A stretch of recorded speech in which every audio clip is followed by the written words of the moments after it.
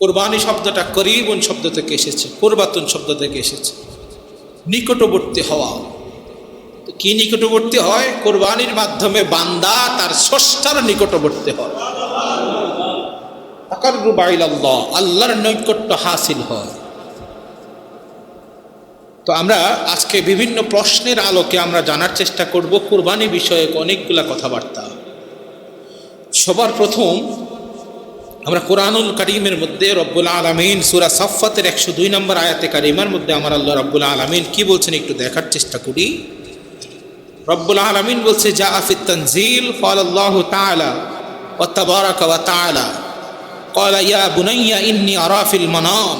আল্লাহর নবী ইব্রাহিম ও খলিলুল্লাহ ওনার সন্তান ইসমাইল ও জবিউল্লাহকে বলছে, হে আমার সন্তান, লম্বা কিচ্ছা কাহিনী, লম্বা ঘটনা,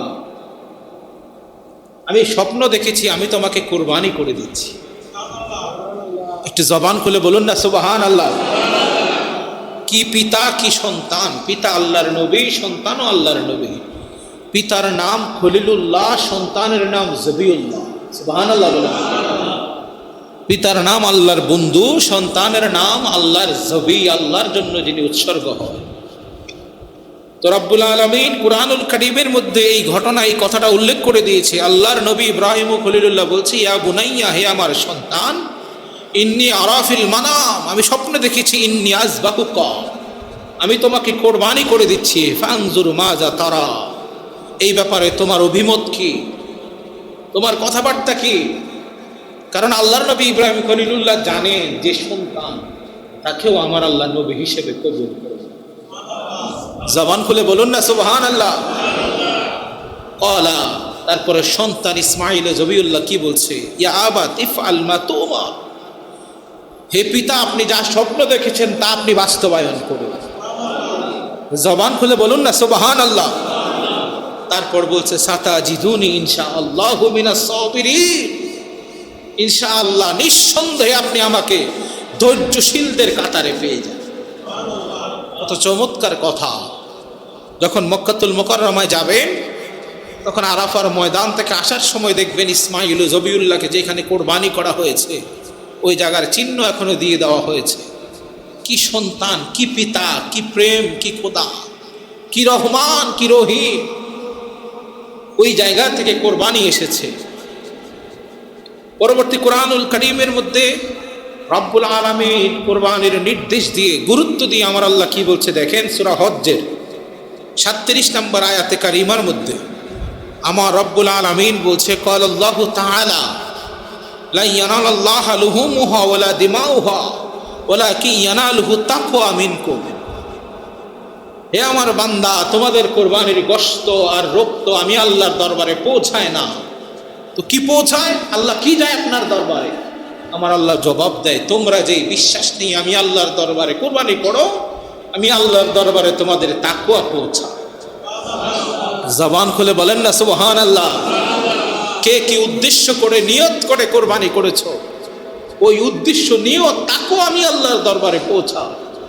তারপর আমার রাসূল কি বলে দেখেন, আন আবি হুরায়রা রাদিয়াল্লাহু তাআলা আনহু ক্বাল আন্না রাসূলুল্লাহি সাল্লাল্লাহু তাআলা আলাইহি সাল্লাতু ওয়াস সালাম ক্বালা মান কানা লাহু সাআ ওয়া লাম ইউদাহি, যাকে আমার আল্লাহ সামর্থ্য দিয়েছে কিন্তু সে কোরবানি আদায় করলো না, ফালা ইয়াকরাবান্না মুসাল্লানা, সাবধান, সে যেন আমাদের ঈদগাহের নিকটবর্তী না। নাউজুবিল্লাহ বলেন। যাকে সামর্থ্য দিয়েছে কে? জবান খুলে বলি, সামর্থ্য দিয়েছে কে? আল্লাহ। সামর্থ্য কি পরিমাণ? যার কাছে 52.5 তোলা রূপ্য অথবা 7.5 তোলা স্বর্ণ অথবা ওই পরিমাণ সম্পদ যার কাছে জমা আছে জিলহজ মাসের 10, 11, 12, কয়দিন? জবান খুলে বলতে হবে কয়দিন? ওই 3 দিনের মধ্যে যদি কারো সামর্থ্য হয় তাহলে তার উপরে কোরবানি করা ওয়াজিব করেছেন কে? একটু আওয়াজ করে জবান খুলে বলি, কে করেছে? আল্লাহ। যার সামর্থ্য হইল কিন্তু কোরবানি আদায় করলো না, আমার রাসূল বলেছে সে যেন আমি রাসূলের ঈদগাহের কাছাকাছি না আসে, এটা তার জন্য অভিসম্পাদ। আল্লাহ আমাদেরকে হেফাজত করুক, বলুন আমিন। তারপরে আমার রাসূল কি বলছে দেখেন, ওয়ান আয়েশা রাদিয়াল্লাহু তাআলা আনহা ক্বালাত আন্নান নবিয়্যা সাল্লাল্লাহু তাআলা আলাইহি সাল্লাতু ওয়াসসালাম قال, আমাদের প্রিয় নবী মুহাম্মদুর রাসূলুল্লাহ বলেছেন, قال ما عمل ابن آدم يوم النحر عملا أحب إلى الله عز وجل من هراقة الدم।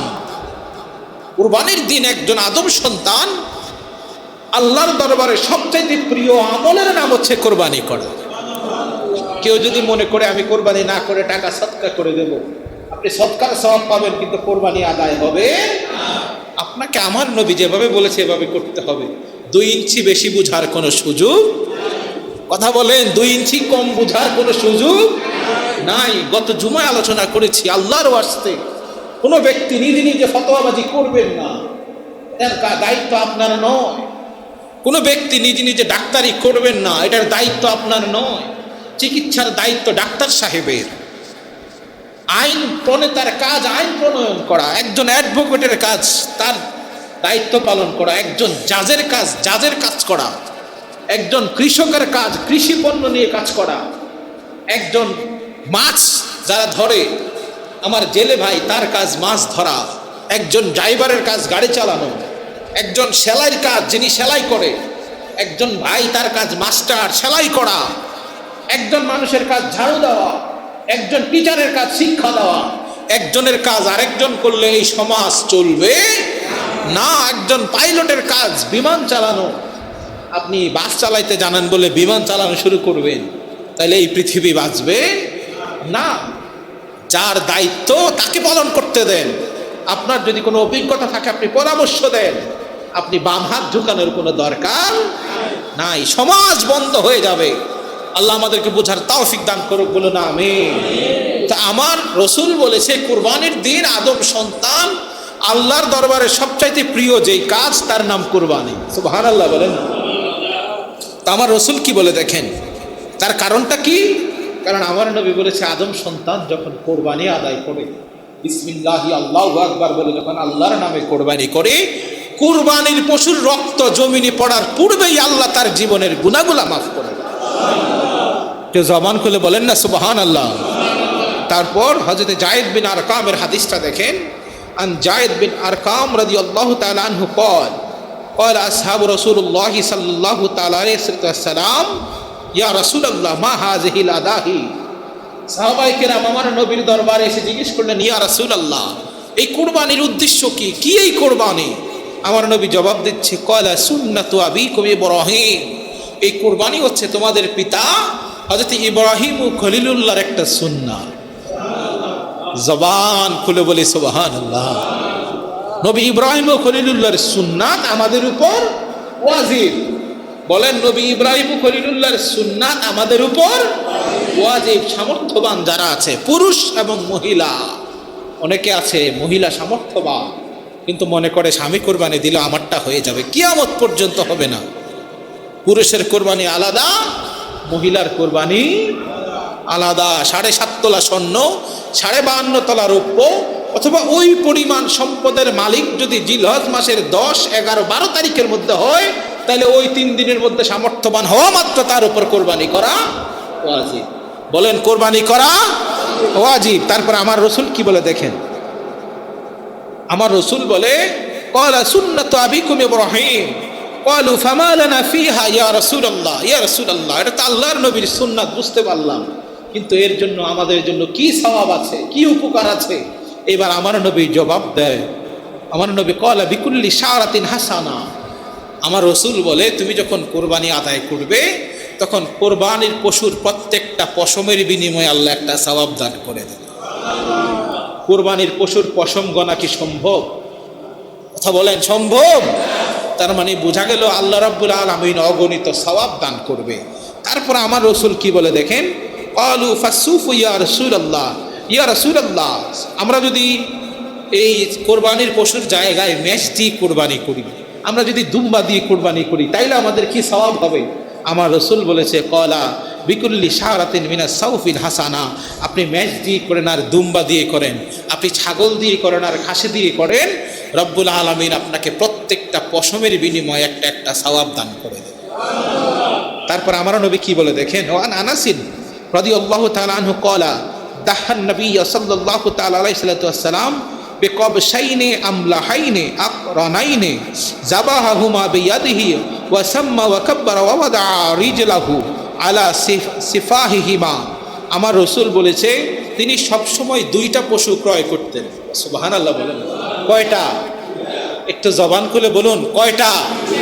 একটা পশু নিজের পক্ষ থেকে আল্লাহর দরবারে কুরবানি আদায় করতেন, আরেকটা পশু গোটা বিশ্বের সবার উম্মতের পক্ষে, সকল উম্মতের পক্ষে আমার নবী কুরবানি করবেন। সুবহানাল্লাহ, সুবহানাল্লাহ, সুবহানাল্লাহ। আমার নবী কত মুহিয়ান, কত গরিয়ান, আমার নবী কত রউফুর রহিম, আমার নবী কত দয়াবান, কত প্রেমের নবী আমার নবী, যিনি কুরবানির সময় উম্মতের কথা স্মরণ করেছে। সুবহানাল্লাহ বলেন না? তাহলে আমাদের কোরবানি করার সময় আমাদের দয়াল নবীর নাম মোবারক স্মরণ করার দরকার আছে না নাই? আল্লাহ আমাদেরকে কবুল করুক, বলুন আমিন। ক্বালা নবী সাল্লাল্লাহু তাআলা আলাইহি সাল্লাতু ওয়াস সালাম, আমার রাসূল এবার আমাদেরকে কোরবানির নিয়ম শিক্ষা দিচ্ছে। আমরা কি করি? আমরা ফজরের নামাজ পড়ে অনেকে কোরবানির পবিত্র ঈদুল আজহার নামাজ আদায় না করে আমরা কোরবানি করি। মনে রাখবেন, ঈদুল আজহার নামাজের আগে যদি কেউ কোরবানি করে, কোনো অবস্থাতেই তার কোরবানি আদায় হবে না। তাকে অবশ্যই কোরবানির জন্য আলাদা পশু ক্রয় করে কোরবানি করতে হবে, নতুবা তার উপর ওয়াজিব আদায় হবে না। কারণ ঈদুল আজহার নামাজের আগে যদি কেউ কোরবানি করে, এটা স্বাভাবিক পশু কোরবানি হবে, কোরবানি আদায় হবে। আমার রসুল বলছে ঈদুল আজহার দিন প্রথমে ফজরের নামাজ পড়বেন, তারপরে আপনারা নির্ধারিত সময় ঈদুল আজহার নামাজ পড়বেন। ঈদুল আজহার নামাজের সময় হচ্ছে ফজর থেকে জোহরের নামাজ রাখ পর্যন্ত। এই সময়ের মধ্যে আপনারা ফজরের নামাজ আদায় করবেন, ঈদুল আজহার নামাজ আদায় করবেন। ঈদুল আজহার নামাজ আদায় করার পরে তারপরে বাড়িতে গিয়ে খুশি মনে আপনারা কোরবানি করবেন। আল্লাহ আমাদের সবাইকে সামর্থ্য দিক, বলুন আমিন। মহব্বতের আওয়াজে একটু দুরূদ শরীফ পড়ি, আল্লাহুম্মা। এবার আসেন, 1 নাম্বার, কার উপর কোরবানি ওয়াজিব? কার উপরে কোরবানি ওয়াজিব? এই কথা ইতিমধ্যে আমি বলেছি, আমি আবারও বলছি। কোনো ব্যক্তি, পুরুষ অথবা মহিলা, সে যদি 7.5 তোলা স্বর্ণ অথবা 52.5 তোলা রূপ্য ওই 3 দিনের মধ্যে যদি সে সামর্থ্যবান হয়, তার যাবতীয় ঋণ বাদ দিয়ে, অনেকে প্রশ্ন করে, একদম সহজ বিষয়, আপনার যদি 2 লাখ টাকা ঋণ থাকে, ওই ঋণ বাদ দিয়ে বাকি সম্পদ হিসাব করে যদি আপনার সামর্থ্য হয়, তাহলে আপনার উপর কোরবানি আদায় করা ওয়াজিব। এটা পুরুষ অথবা মহিলা, 100 বানে বলবেন, পুরুষ অথবা মহিলা। মহিলার পক্ষ থেকে যদি তার স্বামী কোরবানি আদায় করে, আদায় হবে, কিন্তু যদি কোরবানি আদায় না করে অবশ্যই গুনাহগার হবে। বুঝতে পারছেন আমার কথা? অনেক মহিলার স্বর্ণ আছে, রূপ্য আছে, যেগুলো বিক্রি করলে তার উপর ওয়াজিব হয়ে যায়। এখন তার কাছে নগদ অর্থ নাই, তার পক্ষে যদি তার স্বামী করে, তার বাবা করে, তার ভাই করে, তার ছেলে করে, তাইলে কোরবানি আদায় হয়ে যাবে। তবে কোরবানি আদায় করতেই হবে, যেহেতু সে সামর্থ্যবান। এবার আসেন, কখনো ওয়াজিব? জিলহজ মাসের 10, 11, 12। আমার সাথে বলেন, জিলহজ মাসের 10, 11, 12 তারিখ মাগরিবের নামাজের আগ পর্যন্ত আপনাকে কোরবানি আদায় করতে হবে। এখন আপনি কোরবানির পশু ক্রয় করেছেন, কিন্তু ওই 3 দিনের মধ্যে আপনি কোরবানি করতে পারেন নাই, মাগরিবের নামাজের পরে আপনি আর কোরবানি করলে এই কোরবানি আদায় হবে। আপনাকে সম্পূর্ণ পশু আল্লাহর ওয়াস্তে সদকা করে দিতে হবে। ওই পশুর 1 পিস গোশত খাওয়ার কোনো সুযোগ নাই। বুঝতে পারছেন আমার কথা? 10, 11, 12 এই 3 দিনের মধ্যে আপনি কোরবানি করবেন। খুশি মনে আপনি খাবেন, আল্লাহ আপনাকে দান করে দিয়েছে, খুশি মনে আপনি খাবেন, কোনো অসুবিধা। কিন্তু 3 দিন, প্রথম দিন পারেন নাই, দ্বিতীয় দিন করবেন, দ্বিতীয় দিন পারেন নাই, তৃতীয় দিন করবেন, মাগরিব পর্যন্ত যদি আপনারা করতে না পারেন, ওই পশুর গোশত খাওয়ার আর কোনো সুযোগ নাই। ওই পশু আপনি আল্লাহর রাস্তায় সদকা করে দিবেন। এখন সহজ একটা মাসালা, কুরবানির পশুর ভিতরে যদি কোনো সন্তান পাওয়া যায়, পশুর পেটে যদি কোনো বাচ্চা পাওয়া যায়, গত বছর ইমাম সাহেব আমাকে জিজ্ঞেস করেছে, সহজ মাসালা হচ্ছে, কোরবানির পশুর ভিতরে পেটের মধ্যে যদি কোনো সন্তান পাওয়া যায়, ওই সন্তানটাকে আপনি আল্লাহর রাস্তায় কোরবানি করে দিবেন। ওই কোরবানির গোশত আপনারা খেতে পারবেন, কোনো অসুবিধা নেই। কিন্তু কোনো অবস্থাতেই যদি মৃত পাওয়া যায়, ওইটাকে আপনারা দাফন করে দিবেন। এটা নিয়ে তো আহামরি টেনশনের কোনো দরকার। অনেকে মনে করে কোরবানির পশুর পেটের ভিতরে সন্তান, আমি এটাকে কিভাবে আদায় করব, কোরবানি আদায় করব। সাবধান, এটা আল্লাহর আইন, এখানে আবেগ অনুভূতির কোনো জায়গা নয়। আপনারা পশু ক্রয় করার পূর্বেই সিদ্ধান্ত নেবেন। পশু ক্রয় করার আগে যদি দেখেন পেটে বাচ্চা আছে, তাহলে ওই পশু ক্রয় করবেন না, কোনো অসুবিধা নাই। কিন্তু কোরবানির নিয়তে পশু ক্রয় করে যদি কোরবানি করার পরে যদি দেখেন এটার ভিতরে বাচ্চা আছে, ওই বাচ্চাটা আপনারা কি করে দেবেন? আপনারা কোরবানি করে দেবেন। এটা ইমামে আজম আবু হানিফার অভিমত। আপনার ব্যক্তি বিশেষ কোনো অভিমত এখানে চলবে? আল্লাহ আমাদেরকে বুঝার তৌফিক দান করুক, বলুন আমিন। আল্লাহ আমাদেরকে বুঝার তৌফিক দান করুক, বলুন আমিন। এবার আসেন, কোন ধরনের পশু দিয়ে কোরবানি আদায় করবেন? কি ধরনের পশু দিয়ে কোরবানি আদায় করবেন? এই যে 5 এবং 6 ধরনের পশু দিয়ে আপনি কোরবানি আদায় করবেন। এক জবানে বলেন কয় ধরনের? মাশাআল্লাহ, সাউন্ডটা খুবই ভালো হয়েছে। এক জবানে একসাথে বলি, কয় ধরনের? ছাগল, মেষ, দুম্বা। প্রথম 3টা আমার সাথে বলেন, ছাগল, মেষ, দুম্বা। যত ধরনের ছাগল। এবার যদি জিজ্ঞেস করেন ছাগলের মধ্যে ছাগি দিয়ে হবে কিনা, হবে। ছাগলের মধ্যে খাসি দিয়ে হবে কিনা, ছাগলের মধ্যে ফাডা ছাগল দিয়ে হবে কিনা, হবে, কোনো অসুবিধা নাই। ছাগলের মধ্যে যত ধরনের ছাগল। এখন প্রশ্ন আসবে, ছাগলের বয়স কত হবে? আমার রসুল বলেছে ছাগল, মেষ, দুম্বা সর্বনিম্ন 1 বছর। সর্বনিম্ন কয় বছর? 1 বছর। পরের 2টা দেখেন, গরু, মহিষ। গরু, আপনাদের জবান নাই, বলেন গরু। এবার যদি জিজ্ঞেস করেন গাভী দিয়ে হবে কিনা, উত্তর কি হবে? গরুর মধ্যে যত জাত আছে, গরু, গাভী, বেরস, ষাঁড়, যা আছে, যত ধরনের জাত আছে গরু, যেগুলা গৃহপালিত পশু। এটা যদি একজন হিন্দুও পালে, কোনো অসুবিধা? জবান খুলে বলেন না, কোনো অসুবিধা নাই। কিন্তু যেইটার জাত গৃহপালিত নয়, যেইটার জাত গৃহপালিত নয়, যেইটার জাত হচ্ছে বন্য পশু, সাবধান, বন্য পশু দিয়ে কোরবানি আদায় করা যাবে না। তাইলে প্রথম 3টা গেল, ছাগল, মেষ, দুম্বা। ওইগুলার বয়স কত? যাদেরকে আল্লাহ আঙ্গুল দিয়েছে বয়স কত? পরের 2টা গরু এবং মহিষ, ওইটার বয়স কত? যাদের জবান আছে আওয়াজ করে বলি, কয় বছর? 6 নাম্বার হচ্ছে ওট, এটার বয়স কত? 5 বছর। তাহলে জবান খুলে বলুন, ছাগল, মেষ, দুম্বা বয়স কত? সর্বনিম্ন 1 বছর।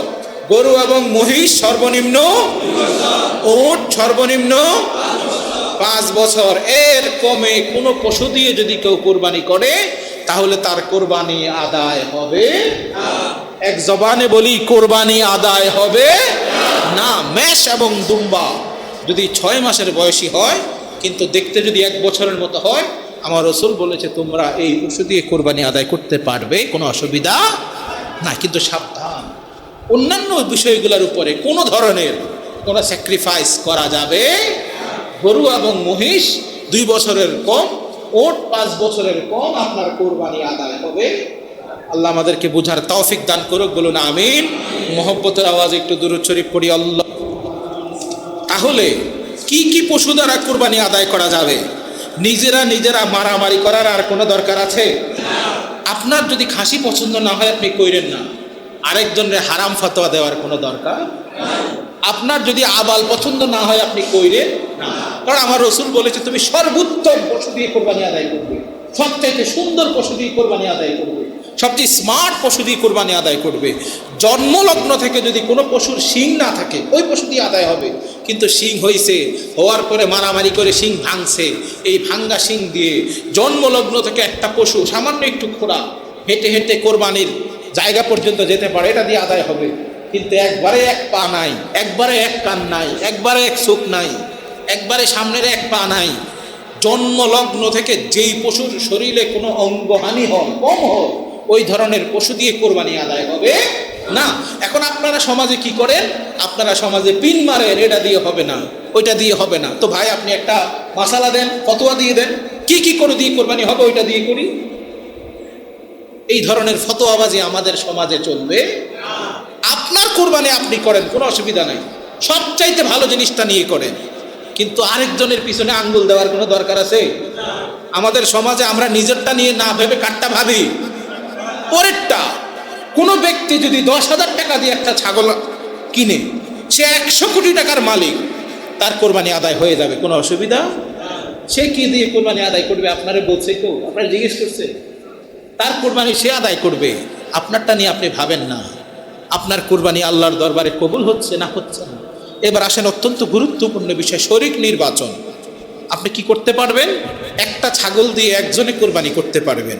গরু মহিষ ওটের মধ্যে সর্বোচ্চ 7 জনে শরীক হতে পারবেন। সর্বোচ্চ কয়জন? 7 জন। সাবধান, কোনো ব্যক্তির এক অংশের কম হইলে হবে না। এক অংশের কম কিরকম? যেমন মালিক ভাই আর খালেক ভাই দুইজনে মিলে এক অংশ যদি কোরবানি দেয় তাইলে ওই কোরবানি আদায় হবে না। কিন্তু মালিক ভাই আর খালেক ভাই, ইউনুস ভাই, অমুক ভাই, তমুক ভাই, ওনারা যদি 1 লাখ টাকার একটা গরু 7 ভাগের 1 ভাগ, ছোট্ট 1 ভাগে যদি ওনারা শরিক হয় কোনো অসুবিধা। কিন্তু দুইজনে মিলে এক শরিকে কোনো কোরবানি আদায় হবে। দুইজনে মিলে এক শরিক মানে একটা গরুর যদি আমি 70,000 ধরি তাহলে 1 ভাগে কত পড়ে? 10,000 করে পড়ে 7 জন যদি ধরি। এখন আপনি আসেন 70,000-এর 1 ভাগ, 7 ভাগের 1 ভাগ 10,000, দুইজনে 5,000 5,000 মিলে যদি এক শরিকে হয় যে আমরা তো কোরবানির দিন গোশত কিনলেও কিনবো, খাইলেও খামু, একটা কাজ করি, আর তুই 5,000 দে, আমি 5,000 দেই, আমার নাম বলার দরকার নাই, তুই তোর নামে কোরবানি দিস, গোশত পাওয়ার পরে অর্ধেক আমারে দিস, অর্ধেক তুই নিস। সাবধান, এই ধরনের শরিক যদি কেউ থাকে তার সাথে যারা কোরবানি আদায় করবে তাদের কারো কোরবানি আদায় হবে। এই কারণে হাটে যাওয়ার আগে আপনাকে শরিক নির্বাচন করতে হবে। শরিক যে আমরা কারা কারা কোরবানি আদায় করব, কত টাকা আমাদের বাজেট।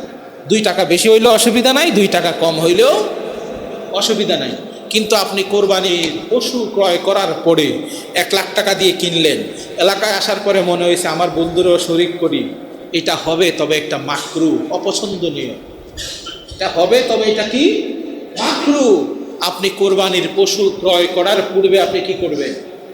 শরিক আপনি নির্বাচন করবেন। আপনার শরিক ঘুষ খায় কিনা বাদ দেবেন, সুদ খায় কিনা বাদ দেবেন, 2 নম্বরই কিনা বাদ দেবেন, মা বাবার সাথে বেয়াদবি করে কিনা বাদ দেবেন। সলিড শরিক খুঁজবেন, সলিড। যেই সন্তানটা মা বাবার সাথে বেয়াদবি করে তার সাথে কোরবানি আদায় করে কি সওয়াব পাবেন আপনি? প্রয়োজন নয়, প্রয়োজনে ছোট্ট একটা ছাগল কিনে কোরবানি আদায় করবেন। শরিক একদম সলিড। এইবার যারা শরিকে কোরবানি আদায় করবেন অবশ্যই অবশ্যই আপনার উপর ওয়াজিব, আপনার উপর ফরজ, একদম একেবারে দাড়ি পাল্লা দিয়ে ওজন করে আপনি কোরবানির গোশত বন্টন করবেন। কারো ভাগে 1 কেজি বেশি গেছে, আপনারা বাকি 6 জন বললো আমাদের কোনো দাবি নাই, দিয়ে দাও। সাবধান, দাবি না থাকলেও আপনার এই কোরবানি হবে। এইখানে দাবির বিষয় নয়, ভাগাভাগির বিষয়। আপনার ভাগে যাওয়ার পরে পুরা গোশত আপনি ওনাকে দিয়ে দেন, অসুবিধা না। কিন্তু ভাগের সময় একদম ওজন করে আপনাকে সম্পূর্ণ ইঞ্চি বাই ইঞ্চি আপনাকে ওজন করে তারপরে গোশত নিতে হবে। কোনো অবস্থাতেই এর থেকে 1 চুল পরিমাণ কম অথবা বেশি করা যাবে না। এবার আসেন কোরবানির গোশত আপনি কিভাবে ভাগ করবেন। কোরবানির গোশত কোনো ব্যক্তি যদি মনে করে আমার পরিবার বড়, আমার সন্তান বেশি, আমার মেয়ের বাড়ি আছে, আমার ছেলের বাড়ি আছে, আমার ফুফুর বাড়ি আছে, আমার খালার বাড়ি আছে, আমার রসুলের নির্দেশনা আপনি চাইলে পুরা গোশত আপনার নিজের জন্য রেখে দিতে পারেন, কোনো অসুবিধা নাই। তবে কোরবানির সবচেয়ে মূল উদ্দেশ্য ধনী এবং গরিবের ভেদাভেদ দূর করা। আমার নবীর মূল উদ্দেশ্য একজন মুসলমান ভাই, একজন প্রতিবেশী যেন ওই দিন কোরবানির গোশত থেকে বাদ না যায়। আমরা কি করি? আমরা গত বছরও দেখেছি 4 তলা 5 তলার ছাদের উপর থেকে 1 টুকরা গোশত আমরা উপর থেকে ফেলে দেই। অত্যন্ত খারাপ একটা দৃশ্য। আপনারা চেষ্টা করবেন যত বেশি দান সৎকার করা যায়, কারণ ওই দিন দান সৎকার জন্য আমার নবী এই সিস্টেমের ব্যবস্থা করেছে। তো কোরবানির গোশত বন্টনের সর্বোত্তম পদ্ধতি হচ্ছে আমার রসুল বলেছে তোমার গোশত তুমি 3 ভাগ করবে। 3 ভাগ করার পরে কি করবে? 1 ভাগ তুমি নিজের জন্য রাখবে, 1 ভাগ তোমার আত্মীয় স্বজনের জন্য দেবে, 1 ভাগ তুমি গরিব মিসকিনের মধ্যে বন্টন করে দেবে। এটা হচ্ছে আপনার যে গোশত ওইটার থেকে 7 ভাগের কোরবানির বিষয়ে আপনার ভাগে যখন পাবেন, আপনার ভাগটাকে ভাগ করার জন্য এভাবে বলেছে। কিরকম? আপনি যখন পাবেন আপনার গোশত আপনি 3 ভাগ করবেন, 1 ভাগ নিজের, 1 ভাগ আত্মীয়, 1 ভাগ গরিব মিসকিনদের জন্য দেবেন। যারা কাজ করবে ওদেরকে অবশ্যই আপনি অর্থ দিয়ে আপনার পারিশ্রমিক দেবেন। আপনি অর্থ দিয়ে, টাকা দিয়ে আপনি পারিশ্রমিক দেবেন। কোনো অবস্থাতেই কোরবানির গোশত থেকে পারিশ্রমিক দিলে ওই পারিশ্রমিক আদায় হবে না। এবার আসেন কোরবানির চামড়া, কোরবানির হাড্ডি। আপনি যখন চামড়া যদি মনে করেন নিজে ব্যবহার করবেন, আপনি চাইলে এটা কেটে আপনি জুতা বানিয়ে আপনি পরতে পারেন, আপনি ব্যাগ বানিয়ে ব্যাগ ব্যবহার করতে পারেন, আপনি আপনার শরীরের পোশাক ব্যবহার করতে পারেন, কোনো অসুবিধা নাই। তবে চামড়া বিক্রি করে দিলে ওই বিক্রির টাকা সদকা করে দেওয়া আপনার উপর ওয়াজিব। এই নির্দেশনা কার? আমার প্রিয় নবী, আল্লাহর নির্দেশনা, আল্লাহর নবীর নির্দেশনা। প্রিয় ভাইয়ের আমার, এবং আপনি অত্যন্ত সূক্ষ্মভাবে চিন্তা করবেন, কেউ যদি মসজিদের এই গরুর চামড়া, কোরবানির পশুর চামড়া মসজিদের ইমাম মুয়াজ্জিনকে দিতে চায়, তাহলে সে দিয়ে দিতে পারে আল্লাহর ওয়াস্তে। কিন্তু সাবধান, বেতন হিসেবে যদি কেউ দেয়, যারা কাজ করবে ওই হিসেবে যদি দেয়, তাহলে তার এই দেওয়া কোনো অবস্থাতেই আদায় হবে। আল্লাহ আমাদেরকে বোঝার তৌফিক দান করুক, বলুন আমিন। মহব্বতের আওয়াজ আমরা একটু দুরূদ শরীফ পড়ি, আল্লাহুম্মা। সময় শেষ করতে, এবার আসেন মৃত ব্যক্তির পক্ষ থেকে কোরবানি আদায় হবে কিনা। অনেকে মনে করে তার মা বাবার পক্ষ থেকে সে কোরবানি করবে, করতে পারে, অত্যন্ত ভালো জিনিস, কোনো অসুবিধা নাই। তবে সাবধান, আপনার আবেগ যেন আপনার থেকে বেশি প্রাধান্য না পায়। আপনি যখন একা একটা গরু কোরবানি করবেন, সবার প্রথম নিজের নাম ব্যবহার করবেন, আপনার নাম। আপনার উপর কোরবানি আদায় করা ওয়াজিব। আপনার কোরবানি দেওয়ার পরে এইবার আপনার মায়ের নাম, আপনার বাবার নাম, আপনার খালার নাম, আপনার ফুফুর নাম, আপনি যত ইচ্ছা নাম ব্যবহার করেন, কোনো অসুবিধা নাই, কোনো সমস্যা নাই, কোনো সমস্যা নাই। তবে সবার প্রথম কিন্তু নিজের নামটা কি করবেন? আপনার ওয়াজিব কোরবানি আপনি আদায় করবেন। তারপর আপনার মৃত ব্যক্তির পক্ষ থেকে যদি কেউ ওসিয়ত করে, যেমন আপনি আপনার বাবার পক্ষ থেকে কোরবানি করলেন, অনেকে জিজ্ঞেস করে, হুজুর এই ভাগের গোশত কি করব? আপনি ওনার নামে কোরবানি করেছেন, কোনো অসুবিধা নাই, ভাগের ক্ষেত্রে কোনো টেনশন, আপনি আপনার মতো করে ভাগ বন্টন করেন। কিন্তু যদি কেউ ওসিয়ত করে যায় যে সন্তান আমার নামে একটা কোরবানি করবা, তাহলে সাবধান, ওই গোশত আপনার খাওয়ার কোনো সুযোগ নাই। ওই ওসিয়তের গোশত আপনি সম্পূর্ণ কি করে দেবেন? আল্লাহর ওয়াস্তে সদকা করে দেবেন, আল্লাহর ওয়াস্তে সদকা করে দেবেন। এবার অনেকে জিজ্ঞেস করে, হুজুর আমরা কোরবানির মধ্যে কি আকিকা করতে পারবো? সহজ মাসালা। আপনি যদি একা একটা গরু কোরবানি দেন, আপনার এখানে 60টা পর্যন্ত নাম দেয়া যায়। কয়টা? 60টা। আপনার উপর 1 ভাগ কোরবানি ওয়াজিব। কয় ভাগ? আপনার বউয়ের নামে যদি কোরবানি ওয়াজিব হয়, আপনার বউয়ের নামও দিলেন, কয় ভাগ গেল? 2 ভাগ। আপনি চাইলে আপনার সন্তানের আকিকা বাকি 5 নামের মধ্যে দিতে পারেন, কোনো অসুবিধা। আপনার সন্তানের আকিকা আদায় হয়ে যাবে যদি আপনার নাম খালি থাকে। আপনি চাইলে আমাদের প্রিয় নবীর নাম সেখানে দিতে পারেন। কেন? কারণ আমার নবী তো আমাদের পক্ষ থেকে কোরবানি আদায় করেছে। আমরাও যদি সুযোগ থাকে আমাদের নবীর নামে একটা কোরবানি, একটা ভাগ আপনি সেখানে দেবেন। ওই ভাগ আলাদা করে গোশত আপনাকে দেওয়া লাগবে এমন নয়, আপনি আপনার মতো করে গোশত বন্টন করবেন, কোনো অসুবিধা নাই। কিন্তু আমার রসুলের একটা নাম, আবু বকর সিদ্দিকের নাম, উসমানে জিন্নুরাইনের নাম, মাওলা আলী শেরে খুদার নাম, বড় পীর আব্দুল কাদের জিলানির নাম, নিজের নাম আদায় করার পরে আপনার পশুর মধ্যে যদি নাম খালি থাকে, আপনি বরকতের জন্য আপনি সেখানে একটা নাম দিতে পারেন, কোনো অসুবিধা। এইগুলা নিয়ে সমাজে মারামারি, কাটাকাটি, বিশৃঙ্খলা তৈরি করার কোনো প্রয়োজন। আল্লাহ আমাদেরকে বুঝার তৌফিক দান করুক, বলুন আমিন। আল্লাহ আমাদেরকে কোরবানির যে মাসলা মাসাইল, আল্লাহ আমাদেরকে অত্যন্ত সূক্ষ্মভাবে বুঝার তৌফিক দান করুক, বলুন আমিন। কোনো অবস্থাতে আমাদের সামনে আগামী একটা জুমা এখানে আছে, আপনাদের যদি কোনো কিছু জানতে ইচ্ছা করে, যত প্রশ্ন, আপনারা প্রশ্নটা কাগজে লিখে ইমাম সাহেব, মুয়াজ্জিন সাহেবের কাছে জমা দেবেন। যদি মসজিদে বলার প্রয়োজন হয় আমি ইনশাল্লাহ অবশ্যই বলবো, যদি ব্যক্তিগতভাবে বলার প্রয়োজন মনে করেন ব্যক্তিগতভাবে বলবো। কিন্তু সমাজে নিজেরা প্রশ্ন করে নিজেরা উত্তর দিয়ে সমাজে বিশৃঙ্খলা তৈরি করার কোনো প্রয়োজন। আল্লাহ আমাদেরকে এই বিশৃঙ্খলা থেকে হেফাজত করুক, বলুন আমিন। আমরা কোরবানি করব কার জন্য? একটু জবান খুলে আওয়াজে বলি, কার জন্য? আমরা টেনশন করব, চিন্তা করব আমার কোরবানিটা কিভাবে আদায় হয়, কিভাবে আল্লাহর ওয়াস্তে আমি কোরবানি করব, কিভাবে কত বেশি আমি দান সৎকার করব, কিভাবে এক টুকরা গোশত আমার প্রতিবেশীর কাছে পৌঁছে দেব, কিভাবে আমি কত দ্রুত করব। যেমন আমার প্রিয় নবী, হাদিসের মধ্যে আছে, আমার নবী ঈদুল ফিতরের দিন কোনো কিছু না খেয়ে ঈদুল ফিতরে যেতেন না। ঈদুল আজহায় আমার নবী না এসে কোনো কিছু খেতেন না। সুবহানাল্লাহ বলেন না। এবং হাদিস শরীফে কোথাও কোথাও এমনও পাওয়া যায় যে আমার নবী ঈদুল আজহার দিন সর্বপ্রথম কোরবানির গোশত তাবারুক দিয়ে সর্বপ্রথম তিনি কি করতেন? উনি খাবার খেতেন কোরবানির গোশতের তাবারুক দিয়ে। এখন আপনি যদি মনে করেন আপনি কোরবানি আদায় করার পরে সামান্য একটু গোশত 2 কেজি 3 কেজি সবার সাথে, যদি আপনার পার্সোনাল কোরবানি হয়, আপনি একটু ঘরে দিয়ে দিলেন, ওইটা রান্নাবান্না করলেন, তারপরে যারা কাজ করতেছে, যারা শ্রমিক, যারা লেবার, যারা আমার ভাই, যারা ওই দিন কষ্ট করে কোরবানি আদায় করলো, ওদের সাথে সবার সাথে এক টেবিলে বসে আপনি একসাথে দুপুরে খাবার খাইলেন, তাহলে এই পরিবেশটা কি সুন্দর না খারাপ? এর থেকে সুন্দর পরিবেশ আর হতে পারে? একজন কসাইয়ের সাথে, একজন লেবারের সাথে যারা কাজ করেছে, কাজ শেষ হাত মুখ ধুয়ে গোসল করে দুপুরে 11টা 12টার মধ্যে আপনারা তাদেরকে সাথে নিয়ে আপনারা দুপুরের খাবার খাইলেন, তাহলে এর থেকে সুন্দর দৃশ্য আর হতে পারে না। আল্লাহ আমাদেরকে কবুল করুক, বলুন আমিন।